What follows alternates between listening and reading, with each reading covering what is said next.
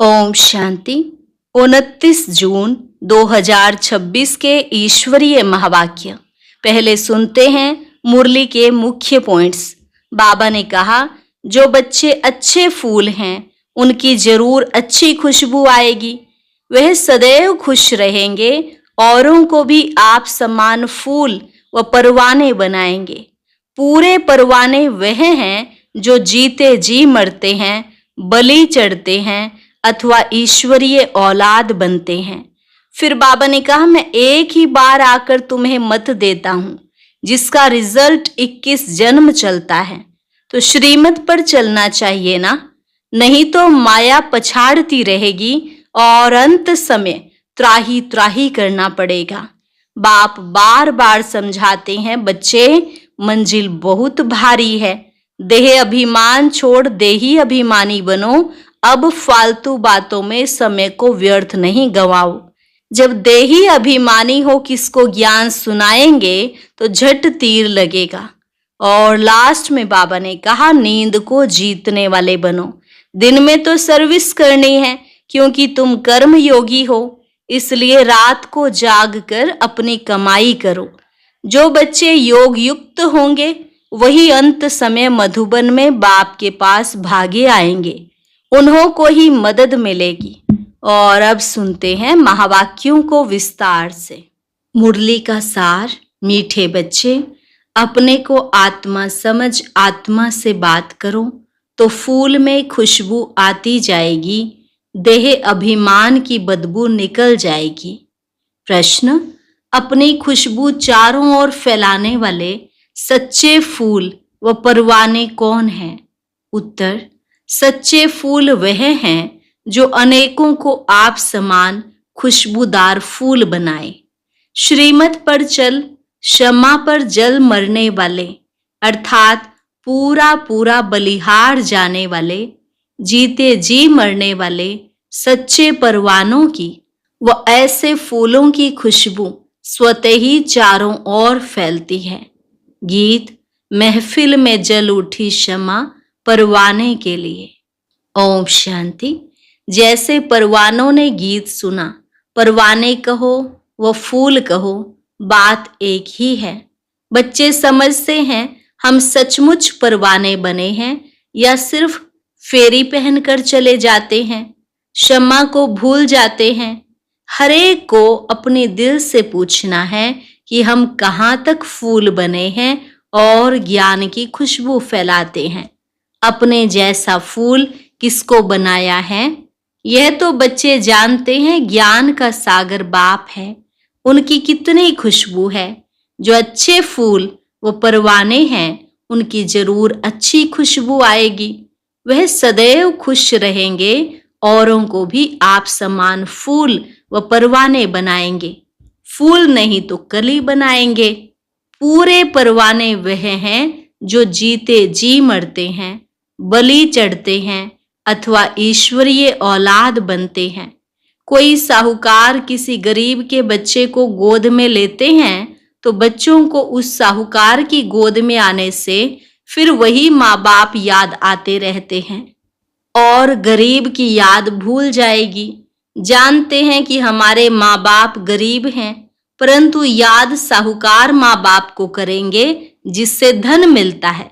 साधु सन्यासी आदि हैं, वह साधना करते हैं मुक्ति धाम में जाएं। सब मुक्ति के लिए ही पुरुषार्थ करते हैं, परंतु मुक्ति का अर्थ नहीं समझते। कोई कहते हैं ज्योति ज्योत समाएंगे, कोई समझते हैं पार निर्वाण धाम जाते हैं। निर्वाण धाम में जाने को ज्योति में समाना या मिल जाना नहीं कहा जाता। तुम समझते हो हम दूर देश के रहने वाले हैं, इस गंदी दुनिया में रहकर क्या करेंगे? बच्चों को समझाया है, जब कोई से मिलो तो यह समझाना पड़े कि यह बना बनाया ड्रामा है। सतयुग, त्रेता, द्वापर, कलयुग, फिर है संगम युग।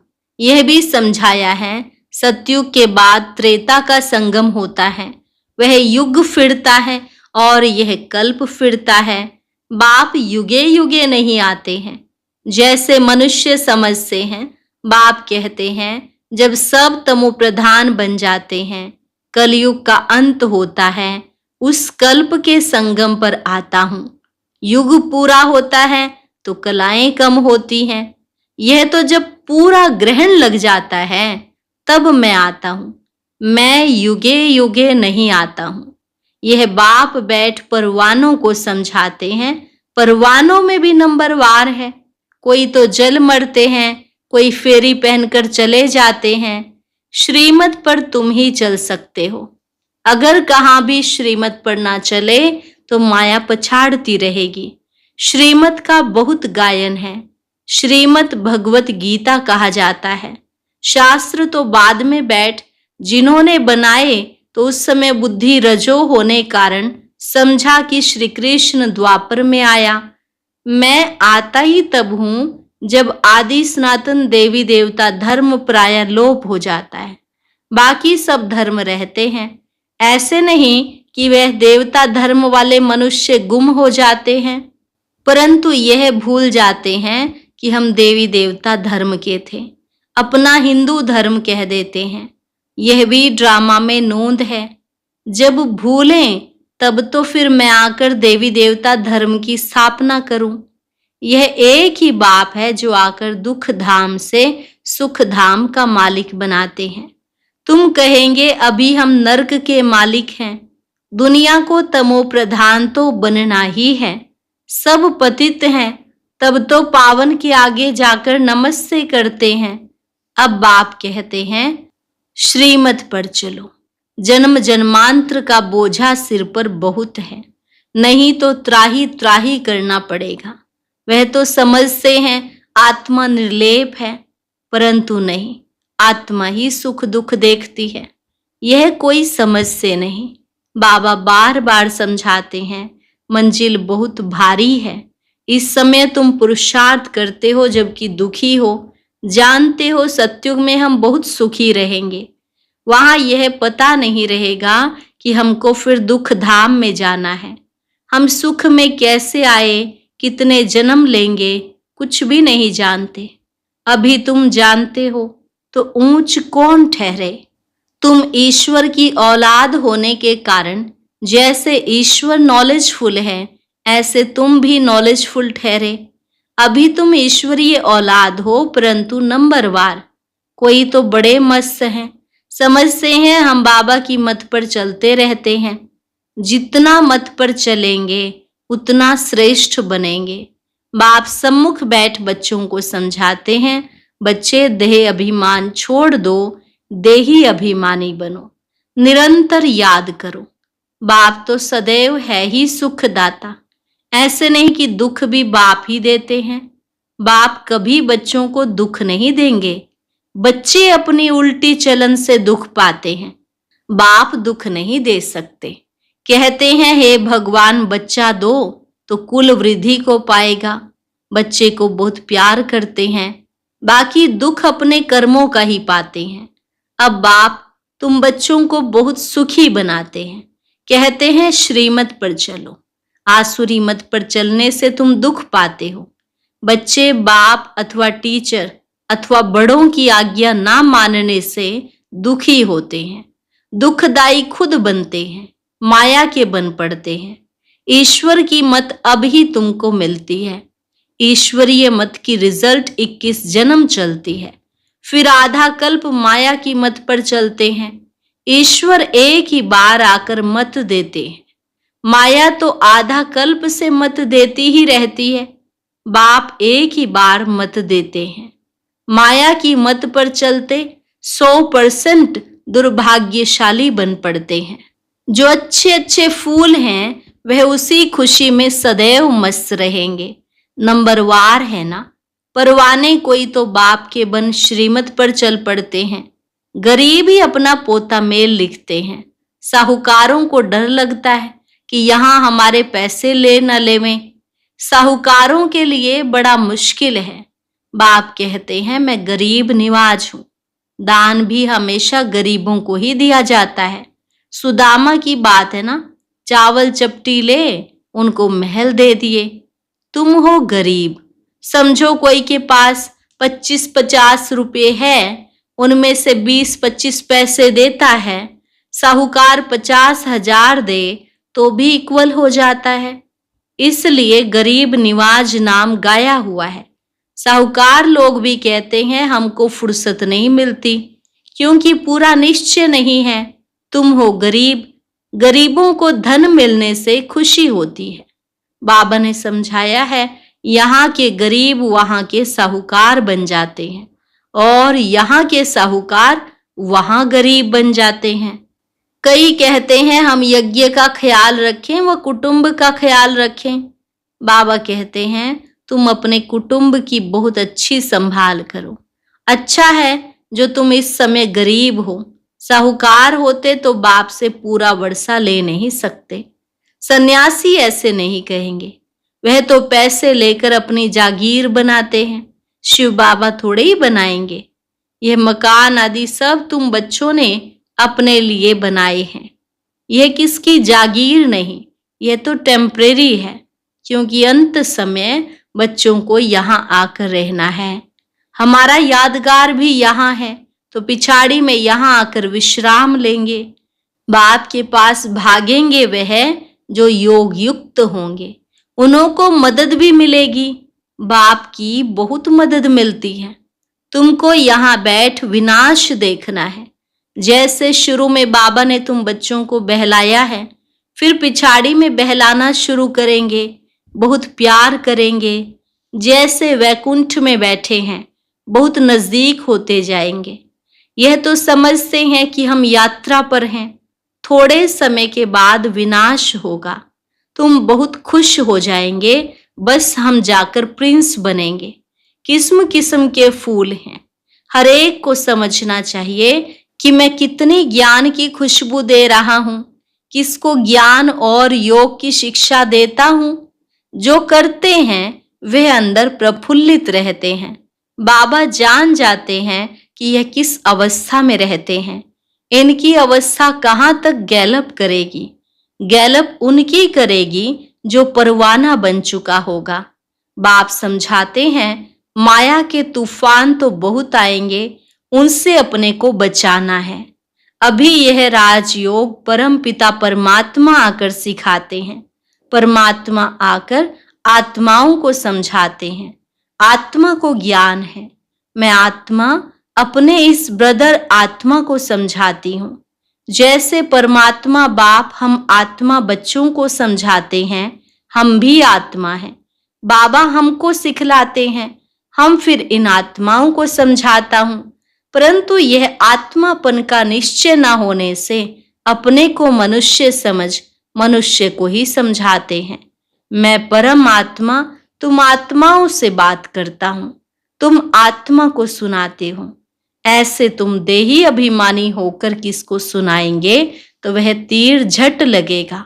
अगर खुद ही देही अभिमानी नहीं रह सकते तो धारणा करा नहीं सकते। यह बड़ी ऊंची मंजिल है। बुद्धि में यह रहना चाहिए कि हम इन ऑर्गन्स से सुनते हैं। बाप कहते हैं हम आत्माओं बच्चों से बात करते हैं। बाबा का फरमान है अशरीरी निर्वस्त्र बनो, देह अभिमान छोड़ो, मेरे को याद करो। यह बुद्धि में आना चाहिए हम आत्मा से बात करता हूँ, शरीर से नहीं। भल फीमेल है, उनकी भी आत्मा से बात करते हैं। तुम बच्चे समझते हो हम बाबा के तो बन गए, परंतु नहीं, इसमें बड़ी सूक्ष्म बुद्धि चलती है। मैं आत्मा हूँ, इनकी आत्मा को समझाता हूँ। यह हमारा भाई है, इनको रास्ता बताना है। आत्मा समझ रही है, ऐसे समझो, तब आत्मा को तीर लगे। देह को देखकर सुनाते हो तो आत्मा सुनती नहीं है। पहले यह वार्निंग दो कि मैं आत्मा से बात करता हूँ। आत्मा को ना तो मेल ना फीमेल कहेंगे। आत्मा तो न्यारी है। मेल फीमेल शरीर से नाम पड़ता है। जैसे ब्रह्मा सरस्वती को मेल फीमेल कहेंगे, शिव बाबा को ना मेल ना फीमेल कहेंगे, तो बाप आत्माओं को समझाते हैं। बड़ी मंजिल है, पॉइंट बड़ी कड़ी है। आत्मा को इंजेक्शन लगाना है, तब देह अभिमान टूटता है। नहीं तो खुशबू नहीं आएगी। ताकत नहीं रहेगी। बात बहुत छोटी है, हम आत्मा से बात कर रहे हैं। बाप कहते हैं तुमको वापस जाना है, इसलिए देही अभिमानी बनो, मन मना भव। फिर ऑटोमेटिकली मध्याजी भव आ जाता है। अभी बड़ी सूक्ष्म बुद्धि मिलती है। सवेरे में बैठ विचार सागर मंथन करना है। दिन में तो सर्विस करनी है, क्योंकि कर्म योगी हैं। लिखा भी हुआ है, नींद को जीतने वाले बनो, रात को जाग कर कमाई करो। दिन में तो माया का बड़ा बखेरा है। अमृत वेले वायुमंडल अच्छा है। बाबा को यह तो लिखते नहीं कि फलाने टाइम पर उठकर विचार सागर मंथन करते हैं। बड़ी मेहनत है। विश्व के तुम मालिक बनते हो, यहाँ तो हद के मालिक हो। पानी की हद पर भी कितना झगड़ा चलता रहता है, दुश्मन लगी पड़ी है। आपस में एक दो को ब्रदर्स समझते नहीं, सिर्फ ऐसे ही कह देते हैं कि हम सब एक हैं। एक तो हो न सके, अनेक आत्माएं हैं, सबका अपना अपना पार्ट है। तुम यहाँ बैठे हो, कल्प पहले भी बैठे होंगे। पत्ता हिला ड्रामानुसार, ऐसे नहीं पत्ते पत्ते को परमात्मा हिलाते हैं। ऐसी ऐसी बातें समझकर फिर समझाओ। हर एक समझ सकते हैं कि हम परवाना बने हैं। हम बाबा की मत पर चलते रहते हैं, फालतू बातें तो नहीं करते हैं। कहाँ अपना पैसा पाप की तरफ तो नहीं लगा रहे हैं। अच्छा, मीठे मीठे सिकिल अधे बच्चों प्रति माता पिता बाप दादा का याद प्यार और गुड मॉर्निंग। रूहानी बाप की रूहानी बच्चों को नमस्ते। रूहानी बच्चों की रूहानी बाप दादा को नमस्ते नमस्ते, गुड मॉर्निंग। शुक्रिया बाबा, शुक्रिया। धारणा के लिए मुख्य सार। पहली पॉइंट, स्वयं को आत्मा समझ आत्मा से बात करनी है। देही अभिमानी बनकर सुनने सुनाने से धारणा अच्छी होगी। दूसरी पॉइंट, नींद को जीतने वाला बनना है। रात को जाग कर कमाई करनी है। विचार सागर मंथन करना है। किसी भी फालतू बातों में अपना समय नहीं गंवाना है। वरदान, तपस्या द्वारा अपने विकर्मों व तमोगुण के संस्कारों को भस्म करने वाले तपस्वी मूर्त भव। तपस्या द्वारा अपने विकर्मों व तमोगुण के संस्कारों को भस्म करने वाले तपस्वी मूर्त भव।